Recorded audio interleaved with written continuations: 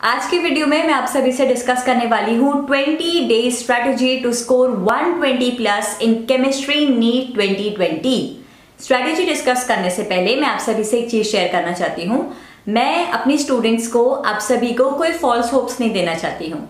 इससे पहले मैंने अपने चैनल पर बायोलॉजी की स्ट्रैटेजी वीडियो अपलोड करी है। आप चाहे तो अपनी बायोलॉजी सब्जेक्ट प्रिपरेशन के लिए उस वीडियो की हेल्प ले सकते हैं। बायोलॉजी एक ऐसा सब्जेक्ट है जिसे हम 15-20 दिन में पूरा सिलेबस जिसका हम कवर कर सकते हैं। लेकिन अगर हम केमिस्ट्री और फिजिक्स सब्जेक्ट की बात करें और हम उन स्टूडेंट्स को कंसीडर करें जिनके कॉन्सेप्ट्स अभी स्ट्रांग नहीं है और जिनकी अभी सिर्फ 40 to 50% सिलेबस कंप्लीट हो रखा है, तो वो लोग 15-20 दिन की प्रेपरेशन से केमिस्ट्री का पूरा सिलेबस कंप्लीट नहीं कर सकते हैं। क्योंकि हमें सिर्फ सिलेबस कंप्लीट नहीं करना है, हमें चैप्टर्स को समझना भी है ताकि हमारे कॉन्सेप्ट स्ट्रांग हो सके। साथ ही चैप्टर्स का रिवीजन भी करना है। तो प्लीज इन 15-20 दिन की प्रेपरेशन में आप सिलेबस कंप्लीट करने के पीछे मत भागिएगा, ठीक है। तो सबसे पहली चीज, आपको सिलेबस कंप्लीट करने के पीछे नहीं भागना है। जैसा कि मैं अपनी हर स्ट्रैटेजी वीडियो में कहती हूँ कि आपका जो सिलेबस है, आपका केमिस्ट्री का नीट का जो सिलेबस है, उसमें से आप अपना ही खुद का सिलेबस बना दीजिए जो कि आपको लगता है कि आप 20 दिन में कंप्लीट कर सकते हैं और उसका रिवीजन भी कर सकते हैं। क्योंकि सिर्फ सिलेबस कंप्लीट करने से मार्क्स नहीं आएंगे, रिवीजन की भी जरूरत पड़ेगी, ठीक है। तो आप लोगों को क्या करना है, आपके केमिस्ट्री नीट सिलेबस में से अपने टॉपिक्स को, अपने चैप्टर्स को चूज करना है जो कि आपको लगता है कि 20 दिन की प्रेपरेशन में आप पढ़ भी सकते हैं प्लस उसका रिवीजन भी कर सकते हैं। अब दूसरी चीज ये कि आपकी शुरुआत हमेशा इजी चैप्टर से होनी चाहिए ताकि आपका कॉन्फिडेंस बढ़े। मैं आपको एक वीडियो लिंक प्रोवाइड करा दूंगी डिस्क्रिप्शन बॉक्स में, जहां पर मैंने आपके केमिस्ट्री नीट 2020 के सिलेबस को, आपके चैप्टर्स को 4 कैटेगरीज में डिवाइड कर रखा है। आप चाहे तो उस वीडियो की हेल्प ले सकते हैं या फिर अपने अकॉर्डिंग जो आपको लगता है कि जो चैप्टर्स आपके लिए इजी हैं, उन चैप्टर्स को एक अलग कॉलम में कैटेगराइज कर दीजिए। आपको क्या करना है, 4 कॉलम्स बनाने हैं। Your first column will contain easy chapters of chemistry जिनकी वेटेज भी ज्यादा है, easy important chapters of chemistry. दूसरा कॉलम आएगा आपका easy not so important chapters of chemistry. तीसरा कॉलम आएगा difficult important chapters of chemistry and fourth column will contain difficult not so important chapters of chemistry. अब आपने क्या किया है, आपके केमिस्ट्री के सारे चैप्टर्स को 4 कॉलम्स में डिवाइड कर दिया है।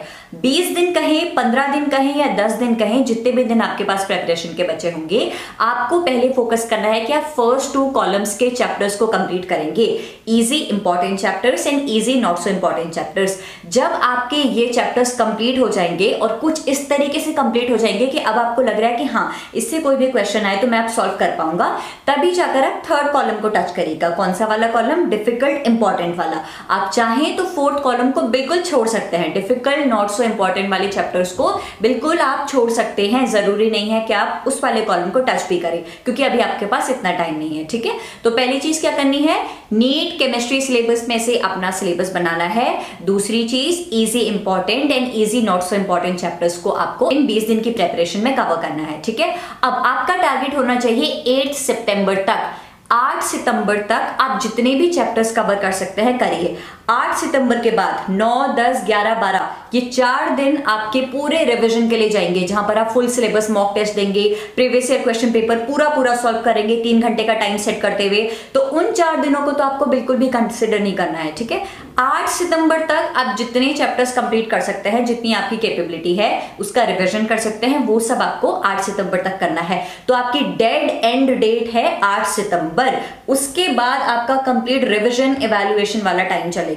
तो उस वाले टाइम को आप बिल्कुल भी कॉन्सेप्ट्स को समझने में, फ्रेश चैप्टर को पढ़ने में, इन सब में कंसीडर मत करिएगा। योर टारगेट इज टिल 8 सितंबर, ठीक है। तो तीसरी चीज क्या है कि आप जो कुछ भी पढ़ने का टारगेट रख रहे हैं, आप सिर्फ 8 सितंबर डेट सेट करते हुए टारगेट रखेंगे, क्योंकि उसके बाद आपको रिवीजन करना है। 4th टिप नंबर 4 कहती है, focus only and only on NCERT.